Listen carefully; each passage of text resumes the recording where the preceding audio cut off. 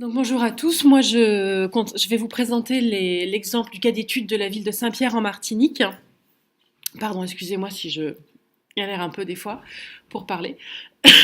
Et je vais justement questionner la, la, la question pardon, de est-ce que Saint-Pierre est réellement une ville résiliente. Donc cette communication D'accord, pardon. Cette communication a effectivement pour objet d'alimenter les réflexions sur la post-crise naturelle des villes après un événement catastrophique, c'est-à-dire au final d'étudier le processus qui conduit ou non au redémarrage et à la reconstruction ou au relèvement d'un système territorial.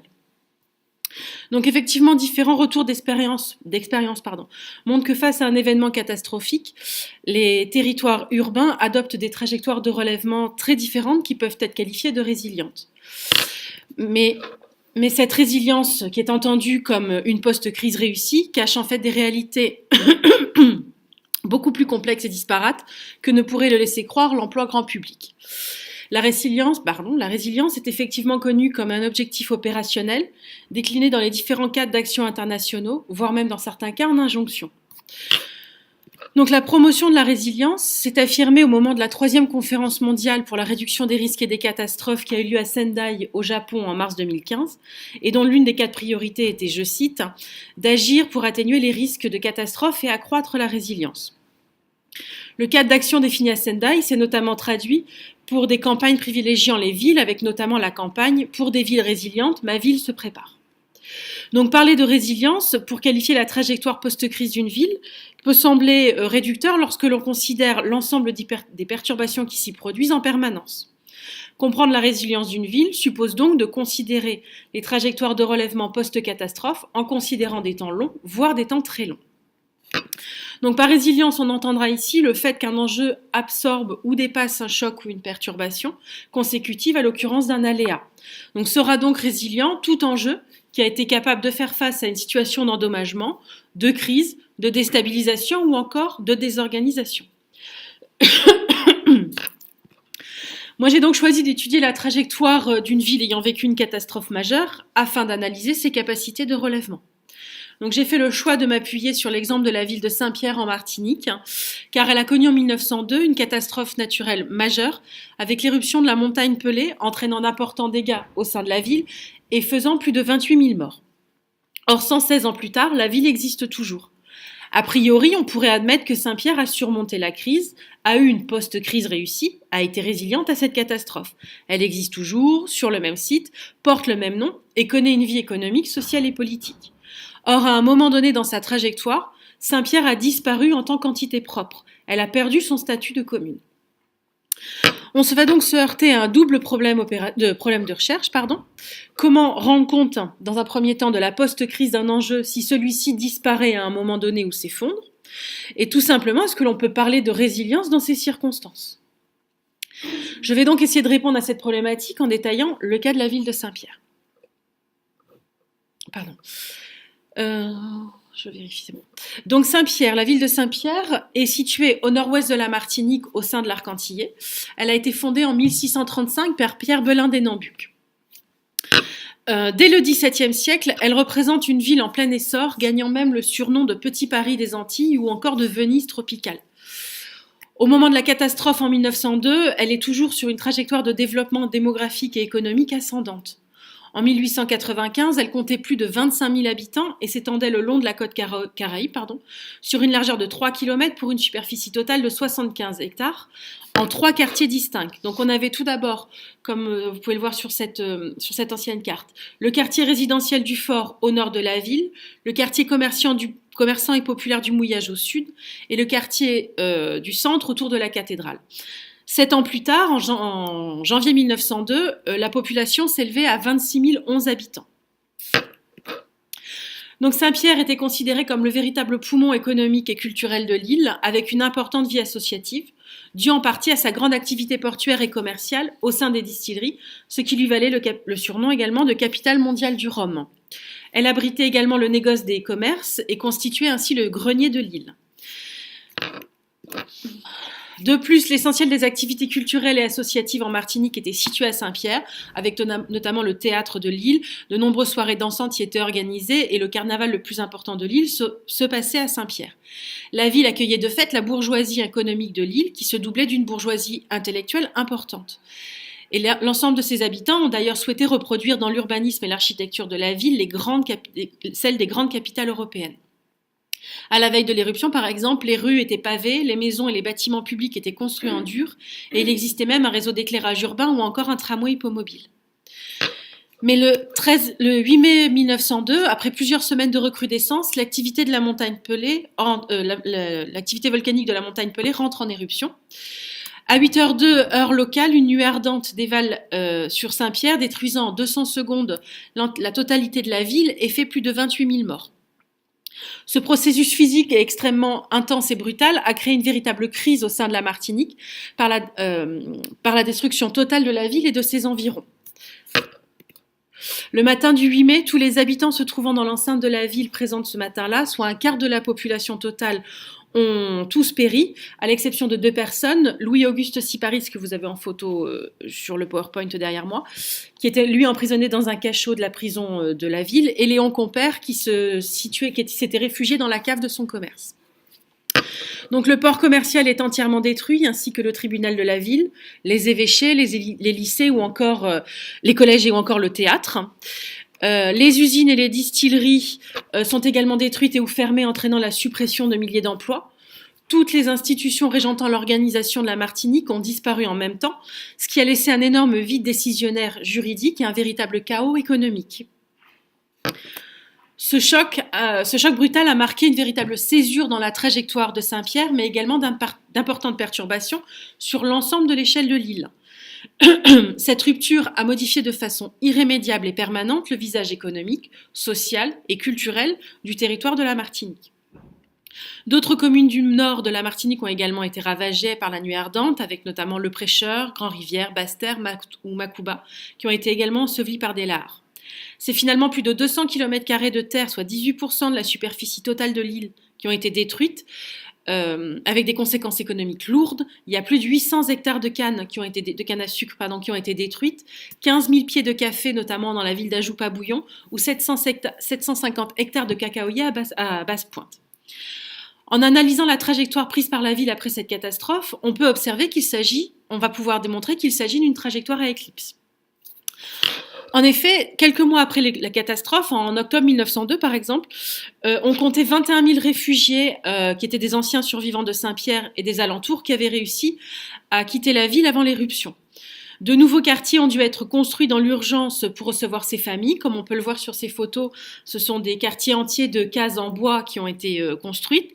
Alors essentiellement au niveau de Schœlcher, avec par exemple les quartiers de Font-la-Haye ou La Démarche, Rivière-Pilote avec Concorde et des Marinières, mais essentiellement aussi aux alentours de Fort-de-France avec des quartiers qui maintenant résonnent encore quand on va en Martinique, qui sont Balata, Redoute, Colson ou encore le quartier de l'Alma ou Terre-Saint-Ville. La disparition de la ville entraîne de fait un transfert des activités économiques et commerciales vers Fort-de-France. Par exemple, le port de Saint-Pierre, où était concentrée la totalité des échanges commerciaux avec l'international, dont notamment le commerce du rhum, a dû être transféré vers Fort-de-France, vers le chef-lieu de l'île. Par conséquent, l'ensemble des emplois se concentrent désormais dans la région de Fort-de-France et de ses nouveaux quartiers. En 1910, la commune de Saint-Pierre ne compte plus que 500 habitants. En application de la loi du 15 février 1910, le gouverneur de la Martinique décide de rayer de la liste des communes de France Saint-Pierre et en confie sa gestion au Carbet, qui était la commune voisine. La gestion administrative et économique est de fait transférée encore, elle aussi, à Fort-de-France. Saint-Pierre subit ici une nouvelle rupture importante. La ville n'existe plus en tant qu'entité administrative propre, elle passe sous tutelle. Mais dès 1912, quelques anciens pierrotins décident de se remobiliser pour faire revivre leur ville. Il y a différentes manifestations d'anciens survivants de Saint-Pierre qui ont lieu afin d'exprimer leur désir de retrouver la ville. Et en 1923, le gouverneur décide de rétablir la vie municipale en faisant voter la loi du 20 mars 1903 qui est promulguée en Martinique. Saint-Pierre redevient donc une commune française et la ville est progressivement réédifiée. Certains bâtiments se reconstruisent. Certains bâtiments Excusez-moi. Certains bâtiments sont reconstruits à l'identique, comme ce que vous pouvez voir là, la chambre de commerce de la ville, où la photo date d'avant 1902 et la deuxième photo a été prise en 2016. De nouvelles constructions, par contre, sont préférées pour d'autres lieux symboliques, tels que la nouvelle mairie, qui a été inaugurée en 1934. Certains sites, eux, sont remplacés par de nouvelles constructions. Ça a été notamment le cas de l'église du Mouillage, qui a été construite sur l'ancien emplacement de la cathédrale de la ville. Et en fin des 1930, de nouveaux investisseurs reviennent à Saint-Pierre s'y installer, intéressés par les potentialités du volcan, et de nouveaux commerces apparaissent. La ville se repeuple peu à peu. Dans les années 1940, à titre d'exemple, les fontaines de la ville sont également réhabilitées et de nouveau alimentées en eau, ce qui apparaissait à l'époque comme un signe de renouveau et de modernité. Mais néanmoins, Saint-Pierre et sa catastrophe vont peu à peu tomber dans l'oubli durant les décennies suivantes. La ville se reconstruit entre les vestiges du 8 mai sans pour autant les intégrer à son histoire. Au début des années 1980, l'État français décide d'allouer un budget de recherche afin que des fouilles archéologiques soient effectuées à Saint-Pierre, et les premières campagnes vont débuter vers 85-86. Et enfin, en 1990, la ville a été labellisée Ville d'art et d'histoire par le ministère de la Culture, qui a ainsi permis le développement de nouveaux projets au sein de la commune. Pardon. Saint-Pierre aujourd'hui est la 3e sous-préfecture de la Martinique et elle est de nouveau le principal pôle administratif et commercial du nord de l'île, mais sans comparaison possible avec ce qu'elle a pu être au début du XXe siècle. Lors du recensement de 2014, elle était peuplée d'un peu moins de 4000 habitants, perdant régulièrement des habitants depuis 1961, comme en témoigne cette frise chronologique. Excusez-moi. Afin de favoriser le retour des ménages à Saint-Pierre et de dynamiser à nouveau la commune, la ville a postulé en 2014 à différents projets relatifs à la revitalisation des centres-villes. La mise en œuvre de ce projet démontre bien les difficultés pour la commune d'être à nouveau attractive par rapport à Fort-de-France. Une des priorités de la ville reste d'accueillir les nouveaux foyers afin de relancer l'activité économique et culturelle au sein de son territoire et ainsi de lutter contre toutes les formes de précarité que l'on peut constater à Saint-Pierre actuellement. Sur le plan architectural, des ruines témoignent de l'éruption passée du 8 mai. Elles sont disséminées un peu partout dans la ville. Vous pouvez voir là notamment des photos du théâtre, dont il ne reste plus que l'escalier monumental et le dallage du péristyle, qui se situe en plein centre-ville sur la rue Victor Hugo, qui est l'axe principal d'arrivée de la commune. Vous pouvez également voir le cachot de Cyparis dans la prison qui est resté intact. L'église du Fort est également restée intacte. Il y a les ruines du quartier du Figuier, où vous avez le quartier avant l'éruption et les quartiers au jour d'aujourd'hui, qui se situent en bord de mer. La rue Montautiel, dans le quartier du Fort, qui elle a été restaurée en 1991 à l'identique. Ou encore le pont Roche, qui lui enjambe la rivière Roxelane. C'est le plus vieux pont de l'île, qui date de 1766, et c'est le seul qui résistait dans son intégralité à l'éruption de 1902. L'ensemble de ces ruines cohabitent dans les nouveaux quartiers de la ville avec des bâtiments plus récents, édifiés dans les interstices laissés par l'éruption. Et enfin, d'autres commerces ou bâtis sont, elles, été reconstruites sur les terrains laissés à l'abandon depuis la catastrophe de 1902. À titre vraiment d'exemple, par exemple, si vous arrivez sur la place du marché à Saint-Pierre, vous avez un bar qui s'appelle le 1902. Voilà. Les anciens nouveaux quartiers existent encore aujourd'hui en Martinique et sont densément peuplés, comme on peut le voir sur cette carte. À titre d'exemple, ceux construits aux alentours de Fort-de-France constituent actuellement sa banlieue. La création de nouveaux quartiers a été le point de départ d'une nouvelle organisation urbaine pour toute la Martinique, Fort-de-France devenant alors le centre névralgique de l'île, au détriment du Nord. Les principaux centres hospitaliers sont actuellement situés dans cette banlieue, ainsi que la prison de Lille. Et les principaux établissements culturels de Martinique ont également été implantés aux alentours de Fort-de-France. Cette réorganisation du système urbain entraîne de fait une modification de l'organisation économique de l'île. L'activité du port de Saint-Pierre, ainsi que l'ensemble des administrations et instances judiciaires, ont été transférées, elles aussi, vers Fort-de-France. La reconstruction de la trajectoire de Saint-Pierre après l'éruption de la montagne Pelée en 1902 démontre qu'un choc brutal seul peut entraîner la désorganisation totale, voire l'effondrement de certains éléments composant ce système. La trajectoire de relèvement post-catastrophe est en effet tout sauf linéaire à Saint-Pierre et peut donc être définie comme une trajectoire à éclipse. Mais la question qu'on peut se poser, c'est comment interpréter cette trajectoire en termes de résilience et de caractérisation de la post-crise. En effet, du point de vue de la dénomination symbolique et du lien au passé, on peut constater une continuité. La ville se nomme toujours Saint-Pierre, 116 ans après, des marquages temporels peuvent être encore identifiés, tant au niveau du paysage que dans les esprits des Martiniquais. Par contre, en termes d'analyse de l'espace géographique, on peut constater qu'il ne s'agit plus de la même matérialité, ni des mêmes fonctions, ni de la même organisation spatiale. La commune a disparu à un moment donné dans son histoire, elle perd donc son statut de commune française pour renaître par la suite. Et à l'échelle de la Martinique, on peut même observer une inversion de la centralité. Même les habitants qui peuplaient la ville ont changé, la très grande majorité sont morts durant le passage de la nuée ardente, et quelques-uns ont réussi à fuir Saint-Pierre avant l'éruption. Les survivants ont été relogés dans des nouveaux quartiers, pour certains ont immigré sur les îles voisines. Au vu de ces éléments, la question de la résilience de Saint-Pierre peut donc être questionnée.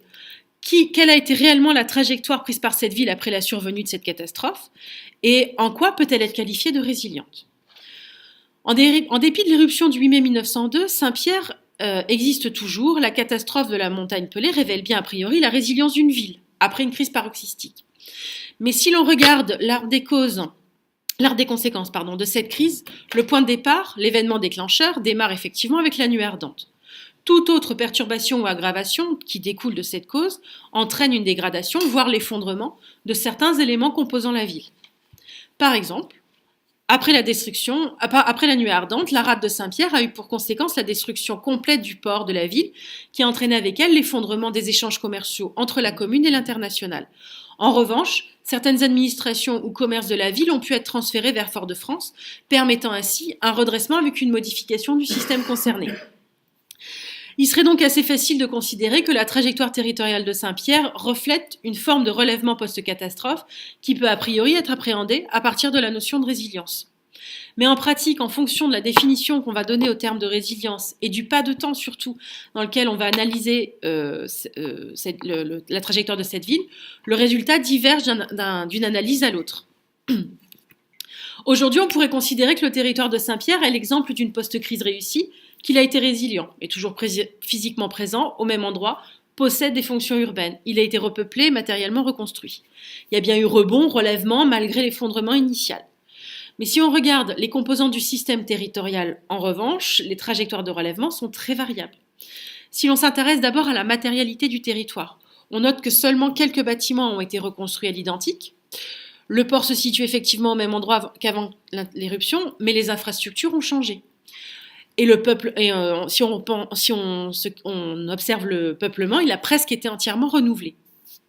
Donc si l'on considère les fonctions assurées par le système territorial et par ses composantes, on note que même une reconstruction matérielle à l'identique ne signifie pas qu'il va y avoir le rétablissement à l'identique des fonctions. L'état du port s'est par exemple détérioré par rapport à ce qu'il était au moment de la catastrophe, et ses fonctions matérielles sont bien moindres qu'avant 1902. De fait, le rayonnement culturel et intellectuel, le dynamisme économique ou démographique ne se sont jamais relevés de la catastrophe.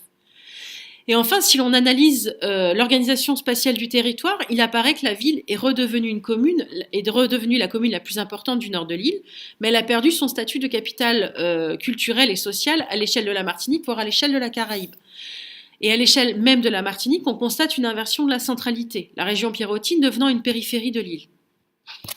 Dans le cas pierrotin, la résilience prend finalement plusieurs formes selon la réaction du système à la perturbation, à condition de considérer les temps longs.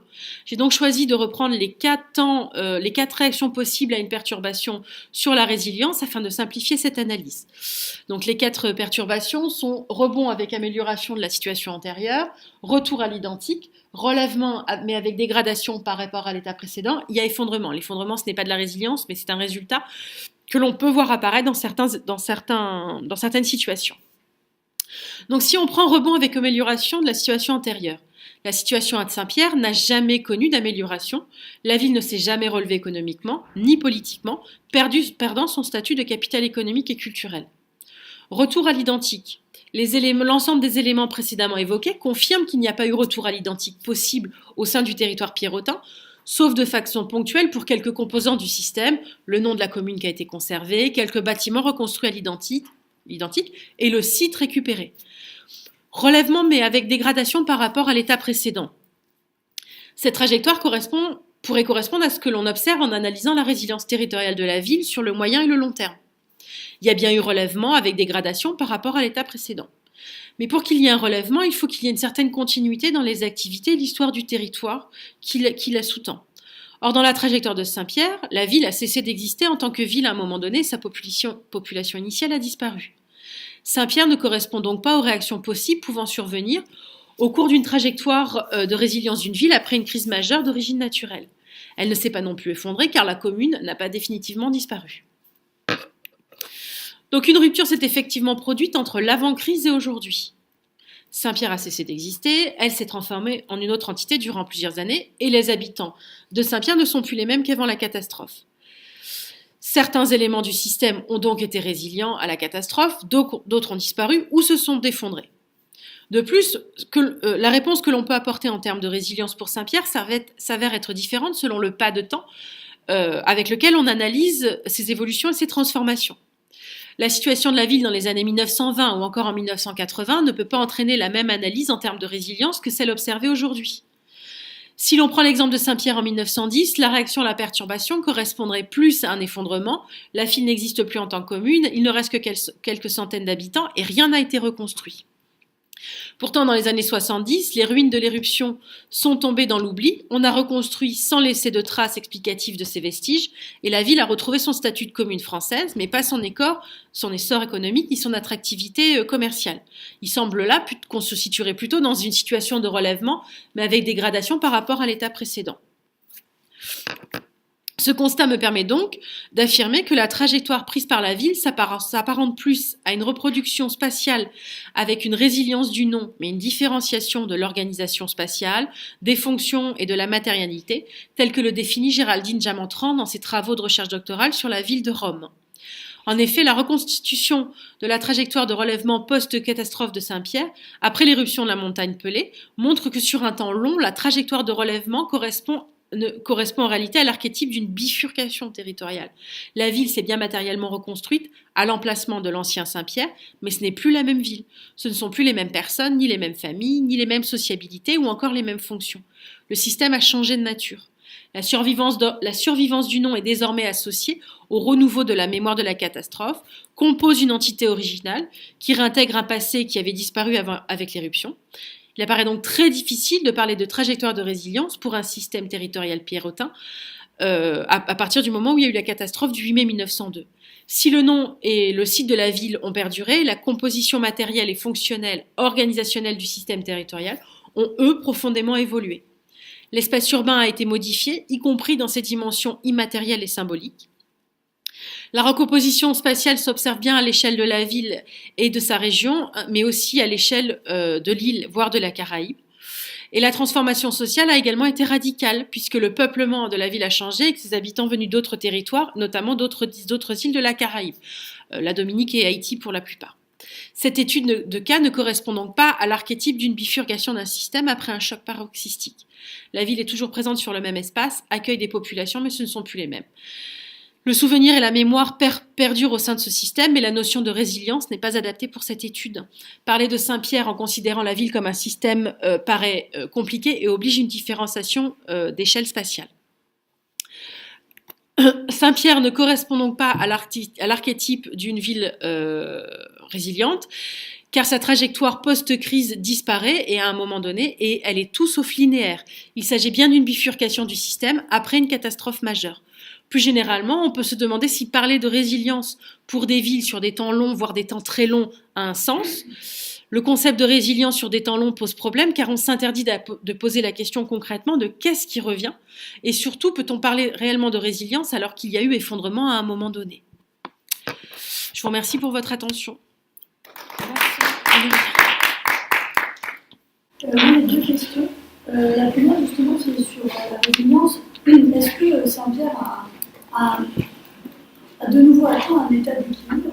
Parce que la résilience, c'est pas forcément un état avant. Et donc, peut-être qu'on peut plus considérer que c'est un état d'équilibre et donc elle est résiliente en ce sens-là. Et que bien sûr, il y a une bifurcation et tout ce que tu as dit, notamment en conclusion, mais peut-être que voilà, la résilience, c'est aussi ça. Alors oui, sauf que là, je me pose la question sur un pas de temps long, en fait. Ouais, justement. Donc le retour à l'équilibre, il est variable. En 1910, il n'y a pas de retour à l'équilibre, il y a un effondrement. Suivant les décennies, pour le coup, le retour de l'équilibre, enfin, la réponse va varier, en fait. C'est en ça que la réponse c'est bien évidemment pas aussi catégorique. Il y a suivant le pas de temps à laquelle on va le regarder, on peut faire l'état de oui, il y a un retour à l'équilibre. Merci beaucoup. On peut constater que Saint-Pierre a été résilient. Moi, je dis juste que si on analyse sur un pas de temps long, le terme de résilience n'est pas forcément adapté puisque, enfin, c'est comme ce que dit Géraldine Géraldine Jamentran sur sa thèse sur Rome, c'est-à-dire que sur une ville millénaire, est-ce qu'on peut parler de résilience ou pas? Enfin, à un moment donné, il y a eu des changements, des modifications sur 1000 ans. Je peux pas juste dire point, la ville a été résiliente, point. Il y a eu d'autres transformations qui font que c'est un peu plus complexe que il y a eu un retour à l'équilibre ou il n'y a pas eu un retour à l'équilibre. C'est en ce sens-là, juste que je nuance. À partir du moment, même si tu travailles sur le temps long, il n'y a pas de problème à dire qu'une ville a été résidente. Après, comme tu dis, tu peux le considérer à différents facteurs. C'est pas parce qu'elle a perdu en urbanisation, en activité économique, qu'elle n'a pas été résiliente, qu'elle a réussi à se reconstruire. Oui, mais la définition de base d'une résilience, c'est une entité, un enjeu, subit un choc, est-ce qu'il se relève ou est-ce qu'il ne se relève pas? Quand ce ne sont plus les mêmes enjeux de base. Oui, mais regarde l'état d'équilibre, pas forcément celui d'avant. D'accord, mais si c'est plus les mêmes enjeux, est-ce qu'on peut encore parler de résilience? C'est la question que je pose en fait. Voilà. Dans la mesure où c'est plus la même population, c'est plus les mêmes bâtiments, il y a une survivance du nom et du site, est-ce qu'on peut encore parler de résilience? Voilà. Mais pour moi, c'est plus compliqué que juste quand il n'y a plus les mêmes enjeux, quand il n'y a plus les éléments de base, en fait, est-ce qu'on peut encore parler de résilience? Oui, de l'entité générale, de la ville, oui. Si je regarde les éléments qui composent le système territorial, c'est plus du tout la même chose. Est-ce que la post-crise réussie, ça n'aurait pas été de ne pas reconstruire là? Parce que là, on va exposer de nouveau 5000 personnes, une éruption de la montagne Pelée, il y aura sûrement plus. On ne sait pas quand, on ne sait pas exactement comment. Mais... Donc est-ce que la post-crise, finalement, n'aurait pas été de ne pas reconstruire? De ne pas refaire. Mais c'est pas une question. Ouais, parce que je n'étais pas là en 1902, mais. Oui, la question, oui. Au jour d'aujourd'hui, on pourrait se poser la question. Surtout quand on voit comment les habitants anticipent éventuellement, c'est le sujet de mon postdoc, comment les habitants vivent avec ce risque permanent et la méconnaissance qu'ils ont en fait. Donc effectivement, on pourrait se poser la question de face à un si grand risque, est-ce que c'est opportun de reconstruire à l'identique? Ça vient aussi là où on est à l'heure du bad better. Il faut reconstruire mieux, reconstruire autrement, reconstruire adapté. Là, en fait, est-ce que la post-crise, finalement, n'aurait pas été plus réussie, plus aboutie si on avait décidé de laisser l'espace naturel et de ne pas exposer de nouveaux éléments? Mais voilà, c'est plus une question ouverte qu'une réponse à attendre. Julie Trottier. Moi, c'est une question de détail. Qu'est-ce qui est arrivé à la propriété foncière après l'éruption? C'est cadastré, j'imagine, et toutes les propriétés privées devaient être inscrites au cadastre. Oui. Et qu'est-ce qui est arrivé à cette propriété? Alors, je peux pas vous rentrer dans les détails. Je suis pas tellement, je peux pas, j'ai pas trop travaillé sur ça. Je peux pas vous donner des réponses concrètes. J'ai pas cherché dans les archives ce genre de choses. Je sais que par contre, pendant je crois de mémoire plus de 70 ans parce que des familles ont repris. Il y a eu des procès parce qu'en fait dans les jours qui ont suivi Saint-Pierre, la totalité a été ravagée et la seule manière dont on pouvait s'approcher de Saint-Pierre c'était par bateau pour voir parce que le sol était encore trop chaud pour pouvoir s'approcher et en fait il y a eu des pillages monumentaux qui ont eu lieu dans les ruines et de nombreux propriétaires ont porté plainte auprès de l'État français de ne pas les avoir protégés, de ne pas avoir pu retrouver le peu d'affaires qu'il leur restait. Et il y a eu des gros soucis, mais je ne pourrais pas rentrer dans les détails, pour la reconstruction, parce que la ville, quand la commune a cessé d'exister en tant qu'entité propre de commune, et a été administrée par le Carbet, les gens ont voulu récupérer leur terrain pour reconstruire, et le Carbet interdisait la reconstruction. Donc, je ne pourrais pas vous dire... Parce qu'en partant du principe que le territoire leur appartenait à eux, enfin le site de Saint-Pierre leur appartenait à eux, et que c'était à la ville maintenant, eux, de distribuer les nouvelles parcelles. Donc, et... vous êtes tabula rasa avec l'ancienne propriété foncière. Voilà, exactement. Mais j'ai pas de papier, j'ai pas vu de document officiel. Ça, c'est quand j'ai travaillé aux archives départementales, j'ai travaillé avec une ancienne guide conférencière de la ville de Saint-Pierre qui a participé aux fouilles archéologiques en 1980, qui travaille maintenant au musée d'histoire et d'ethnographie de Fort-de-France, qui m'a raconté parce qu'elle avait fait des recherches historiques pour ses travaux sur ça.